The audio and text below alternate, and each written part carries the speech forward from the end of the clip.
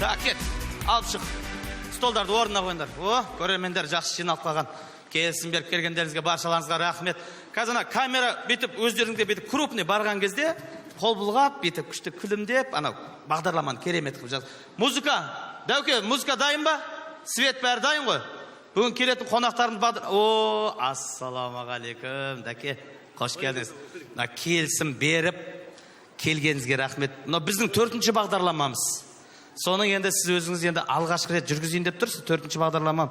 Енді қазір келген қонағымызды керемет ашып, тақырыпты ауқымды ашып, хит қыл жедік та. Қобалжу бар да менде, қобалжу. Осы журналистер осындайларын қойындар қобалжу бар деп. Осы журналист оқып аласыңдар да қобалжу бар деп, бияқырап біреуің той басқарып, біреуің бияқырап ел басқарып депутат болам деп. Жұмыстарын істесең де айналайын. Жұмыс болғанда бағдарламаның бәрін әншілер жүргізіп кетті ғой. Біз әнші емеспіз, қалдық далада. Енді сол үшін осыдан бастап жақсылап жүргізе берсеңіздер, өздеріңіз жүргізесіздер бағдарламаны. Журналистер өздері әркім қасап сойса, торғай сойса қасап сойсын дейді өзінің маманы. Мен дикциямдан нашар ғой. Дикциям нашар? Сақаулар да, маңқалар да, тілінің мүкісі барлар да қазір бағдарлама жүргізіп жатыр. Ана бағдарлама рейтингтері хит болып жатыр. Сіз оның алдында таза сөйлейсіз? Оларда хотя бы түр бар ғой, түр. Мен қарасайды мұны. Шаш жоқ. Бас жоқтар да жүргізіп жатыр. Қас жоқтар да жүргізіп жатыр. Ми жоқтар да жүргізіп жатыр. Сіз олардың алдында сұлусыз деймін. Так, бізде кран. Жоғардан емес. Мына кісіні сәл төмен жағынан ала берейік. Действительно, обайрап қапты ғой төбеңізге. Ассалаумалейкум. О, ассалаумалейкум. Отырыңыз, аға. Келіңіз, отырыңыз. Бірден ба? Қонағымыз біздің, ой, керемет. Так, тақырыпты ашамыз. Камера, запись. Начали. Бірден. Армысыздар, қадірлі телекөрермендер. Бүгін сүбелі сөз айдарында қонақта қарымды қаламгер, бүгінгі таңның, бүгінгі заманның ең мықты жазушысының бірі Қалқан Құлназар бағамыз. Қош келдіңіз аға. Бүгінгі күн деп, бүгін қаламгер болған жоқпын ғой мен. Баяғыдан қаламгермін ғой. Былтырда жазғам мен, алдыңғы жылда жазғам. Телевидение шақырып болады дегенде бір күнде бір звезда қағандай. Стоп. Лишний әңгіме айтпаймыз. Сөйтші ба? Керек емес сөздер айтпаймыз, тек тақырыпты айтамыз. Тақырып. Начали. Аға, қадірлі аға, мынау сіздің өткел атты керемет еңбегіңізді оқып шықтық. Енді осыған талдау жасасақ деймін да? Иә? Айтсақшы бірден, талдау жасасақ. Анау артық сөз айтпа деді ғой. Енді бағдарлама ғой, ары қарай жалғастырып отыру керек қаға. Сөйлей берейін ба? Сөйлеу керек. Иә. Аға, өткел атты еңбегіңізді оқып шықтық. Неге өткел? Неге белес емес? Неге өткел деп қойдыңыз? Неге белес емес деймін да? Біреудің сөзін қолданбаймын ғой мен. Белес деген өлеңнің сөзі ғой. Жүгіріп шықтым белеске, белес жағын емес пе? Мен біреудің сөзін қолданбаймын. Өзімнің сөзімді қолданамын тек. Жарайды аға, дұрыс. Енді жалпы осы романға көшейікші. Романға көшейік. Романның бұл кітапқа дым қатысы жоқ ол. Ана біздің жақта кәрісі романды айтып жатсың ба? Оның жылына 365 күн болса, 368 ажырасып жүрген біреу ол. Стоп. Роман кім? Кім емес, Ким оның фамилиясы. Жоқ, қай-қайдағы романды айтып жатсыздар, тақырыпты айтсаңыздаршы. Кітап. Кітап па? Иә, кітап. Мен көршім роман не сұрап жатыр деп қоям. Енді аға, осы өткел атты еңбегіңізді қысқаша, түсінікті қып, әдемілеп тұрып, бір баяндап беріңіз. Баяндап беріңіз деймін да, қысқаша. Баян қақта тұр. Мен баян тартам деп келген жоқ қой сендерге.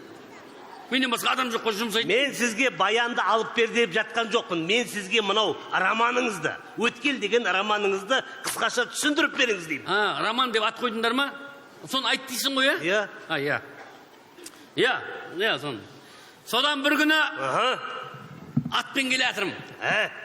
Астында қарагер атым бар. Жорға. Таудың арасында, тау ішінде деген өлеңді айтайын десем даусым жетпейді. Сонымен келе атырым, кекілі былай қайырылған аттың. Арасында шашағы бар. енді бай тақ қойғанбыз ғой шашақты. О шашақты бір сиырым жоғалған кезде Қырғызстанға барған мен тау асып. Сол жақтағы бір қырғыздың қыз сыйлаған о шашақты. Нан тақ қойыңыз, тіл көзден Құдай сақтап жүреді әйтеуір анау мынау деп. Ол сиырды бұзау кезінде құдама атағам ғой мен. Әкпетем деп жүргенде ол сиыр болды. Содан не керек, құдам біреудің машинасымен соғысып қалған ба? Сол ақша керек көп, оның гай танысы бар екен, ол гай танысы келіп ақша сұраған ба? Анау күн мен де гай ұстап алды ғой. Мен де гай ұстап алды. Інілерім жібере сал, мен жазушымын десем, қандай жазушы, заявление жазатын жазушысың ба, блогерсің ба, бірдеңе деп миымды ашып жүрді ғой. Жоқ. Жазып жүрдім сосын. Аға, Ау. жалпы қысқаша, ол жақтың бәрін қысқаша қоя салайық. Енді гай ештеңені айтпай-ақ қойыңыз. Кітап, өткел. Кітапқа көшейік. Содан таудың арасында атпен келе атырым. Кекілігінде жаңағы несі желбіреп тұры шашағы. Сөйтіп келе атырдым да өзенге қарадым. Сөйтіп ой тудым. Өзен Бурханы бағып атыр екен. Ала сапыран болып бағып атыр екен. Өзеннің суы күркіреп. Соған қарадым да, атаңат осы адамның қанында өшіп тасса, давление содан болатын шығар. Деп. Ана көршім давлениеден өліп қалды ғой мен классасын. Өліп қалып, оған бүкіл классас жиналып, ойбай, анау өзді өлетін білген ба, 7 бала тудырып тастапты, өзі бақпайтын болғасын. Ана көмектесейік, 7-сін берейік, 40-ын берейік деп анан. Ақша жинағамыз. Ақша жүрген жер жаман ғой негіз. Ойбай, ана оны жинаған жігіт Олимпке бар футболға тігіп жерген ба, ол ақшаны жоғалтқан. 40 төбелес участковыйлар келді, ажырату, одан автодзек келіп, айқай, шу, шал кет дейме, бірдеңелерді айтып анарада. Амондар жүр, 40 бүк көтті ғана, ұшым. Жоқ, түсінбедім. Сіздің жолдас балаңыз давлениеден қайтыс болғанға кәдімгідей митингі болып қалып көтерілді ма? Жоқ, оған бола не митинг істейді, ол тракторист қашын. Немене болып кетті? Негізі анау, мен өзім ойладым, негізі анда қарапайым адамдармен араласу керек екен. Өңкей баймен араласқан болмайды екен. Бір бай қайтыс болды да, соның поқырынына бардым ғой. Өмірімдегі ең ұзақ поқырын болды сол. Ананың ішіндегі ең кедей мен екен, менен басқа адам күрек ұстаған жоқ қана арада. Бәрі галстукпен тұр былай. Шаршап кетті, ол толтыру қиын екен ғой. Шамал көңгеннен күрек тастадым, мен де қой айналайын. Маған ғана керек болғысы деп. Негіз қатты көп баймен араласың ше, көметін адам болмай қалады екен сен. Жоқ, енді... Соған не керек ауылынан бар баласы 1-2 бала кеп, сол көміп әйтір бітірді ғой. 3,5 сағат жүрдік қой мұлан басында. Аға, тақырыптан шамалы ауытқып кетіп жатырмыз, енді кітапқа көшейік. Кітап. Біріне кетем ау менде. Кітап. Содан таудың ішінде келе атырым. Астында қара келе атым бар. Жорға атыңыз бар. Ол шашағы бар, мұнда жерінде кекілінің арасында. Қырғыздың қызы берген. Оң қақтан білесің сен. Шашақты қақтан білесің. Өзімді күмәнданып жүрем, сол біреулер айтып еді, ол қыз саған ғана шашақ беріп жүрген жоқ ол. Еркек көрсе бол шашақ бере береді. Рас екен қатаңа. Сенде сол бар шашағын алғанның біреусің. Кітапқа көшіңші, кітапқа. Кітап, кітап. Сол таудың ішінде келе атырым. Сол алдынан бір ақ бөкен шықты, кит. Атпен қойып жүріп ұстап алдым ананы. Сөйтіп атқан кезде құдам кеп қалды ғой. О, құдамның башасы да бір әзіл қой екен. Анарда ақ бөкеннің етін жеп отырып, ой, әзілді өлтіреді деген таң атқанша күллә бәріміз. Көп күлгенше бір таяқ жейді деп, бәріміз бір сүлез болып қалдық қана киіктен. Етін жеп, бір сүлез болып бәнзадан бірақ шықтық. Аға, сіз былай қылыңызшы, тақырыпқа. Ары қарай. Тақырыпты ары қарай өрбітейік те, ары қарай. Ары қарайың жарғы құлап өлесің ғой. Бер қарайды. Бер қарай, жүрікші еді. Бер қарай келе атырым содан. Соң жа өткелдің қасына қарай келдім. Соң оң жағыма қарасам. Қарамаңыз оң жаққа, қарамай қойыңыз. Сол жағым. Ол жаққа да қарамаңыз. Аттан түсіңіз. Түстім ғой. Өтіңіз енді, өт. Аттан түстім ғой. Алға бастай енді.